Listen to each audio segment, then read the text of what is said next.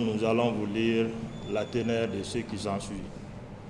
Donc, nous, les comités syndicaux, ont déposé ces préavis de grève suite à une analyse sans complaisance du climat général de la vie de nos entreprises en constante dégradation. En effet, la gestion clanique, familiale, ne saurait prospérer devant un syndicat responsable, soucieux de ses travailleurs. C'est pourquoi nous invitons les responsables à se ressaisir pour le bien de nos sociétés. Ces nouveaux points qui vont s'ajouter à l'ancien qui a eu la suspension depuis 2019, en décembre 2019. Donc nous allons vous lire ces nouveaux points. Il s'agit de l'application des acquis de l'INTM de 2018 dans le secteur privé, en l'occurrence la SMDD, dont nous représentons aujourd'hui. Donc, comme vous le savez très bien, pratiquement tout le monde a déjà clôturé cet acquis de l'INTM depuis début 2019 et puis le rappel a été fait en 2020. Nous avons jugé nécessaire de faire recours à cet acquis-là pour que nous aussi, nous pouvons en bénéficier pour que les travailleurs puissent se sentir mieux au service. Le second point, ça c'est l'annulation du réajustement des salaires accordés à nos directeurs sans le reste du personnel. Vous savez, à la SMTD, c'est vrai qu'on est une SA, mais tout est État. C'est une société d'État. Même les chaises, les tables qui existent à la SMTD, c'est au nom de l'État. Donc nous ne pouvons pas comprendre qu'une partie de la direction s'approprie des avantages et laisser le reste du personnel. Nous avons fait recours avec la direction en essayant d'aborder le sujet, puisqu'ils ne nous ont pas demandé. Donc on a joué notre rôle. Pourquoi une partie des travailleurs ont bénéficié de cette augmentation et que le reste est resté à la merci.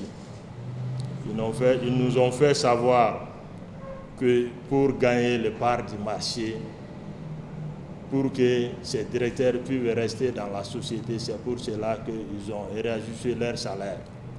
Or, sans oublier que c'est l'effort conjugué de l'ensemble du personnel qui donne un résultat meilleur pour l'entreprise.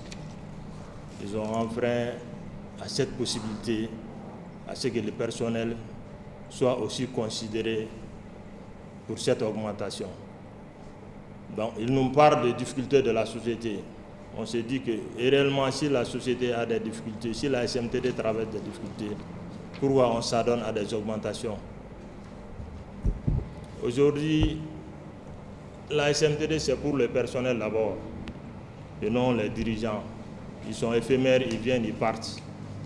Il ne faut pas que dans l'avenir, qu'ils laissent notre société à la merci des gens et qu'on n'arrive pas à s'en sortir par leur faute. Donc nous avons eu à dénoncer cet acte tout en les amenant à annuler purement et simplement s'ils ne peuvent pas élargir à l'ensemble du personnel. Donc, après plusieurs tentatives de négociation, nous avons compris que ce n'était pas la volonté de la direction d'annuler l'augmentation des salaires des directeurs. L'augmentation des salaires pour un syndicat, c'est encore la chose la bienvenue. Mais si c'est une partie qui en bénéficie et reste le reste du personnel, ça ne peut pas passer. C'est pour cela que nous dénonçons ça. Nous voulons que ça soit annulé purement et simplement. Augmenter les gens jusqu'à plus de 50% et puis laisser le reste. Et pourquoi le reste du personnel, on fait quoi pour ne pas bénéficier de cette augmentation? Ça, c'est le deuxième point. Donc, je vais aller pour le troisième point. Le troisième point, ça, c'est l'amélioration des conditions de travail. L'amélioration des conditions de travail par la dotation du personnel en matériel d'intervention.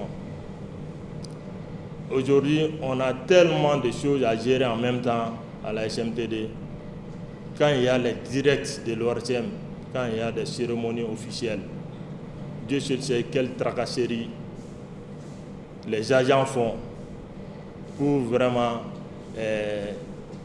permettre à ce que ces directs, les interventions sur la fibre, vous savez que nous avons plus de 3000 km posés dans l'ensemble du pays.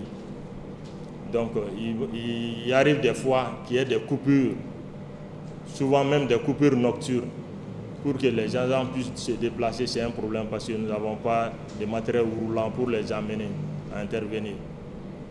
On a fait savoir ça aussi à la direction. Ils nous disent qu'on manque des moyens. On manque des moyens, tandis que à chaque directeur qui vient, on se donne la promotion de les acheter des nouveaux véhicules.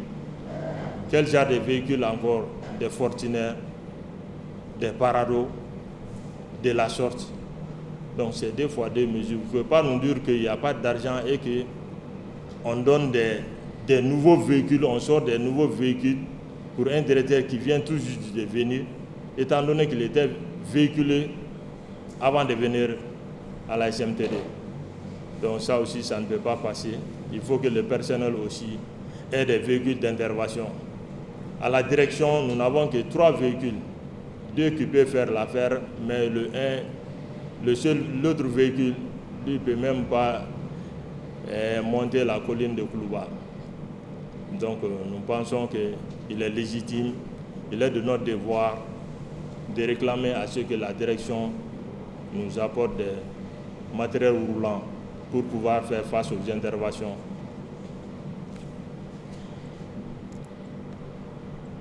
Ensuite, l'octroi de la prime de panier à tout le personnel de la SMTD. C'est des primes qui existent dans notre accord d'établissement, mais qui n'est pas appliqué. Nous demandons l'application pure et simple de ce qui se trouve dans l'accord d'établissement. Nous sommes régis par l'accord d'établissement, qui est notre constitution, comme j'ai l'habitude de dire, la constitution de la SMTD. C'est notre accord d'établissement. Donc s'il y a des primes qui sont dedans et qui n'est pas donné au personnel, il faut que ça se donne. Donc nous réclamons cette prime aussi, la prime des paniers. Ensuite, l'élaboration d'un plan de carrière pour le personnel, un plan de formation et de carrière pour le personnel de la SMTD. Nous avons commencé en 2018 la SMTD, mais la SMTD a été créée depuis 2015. Mais il a commencé les travaux à partir de 2018, 1er janvier 2018.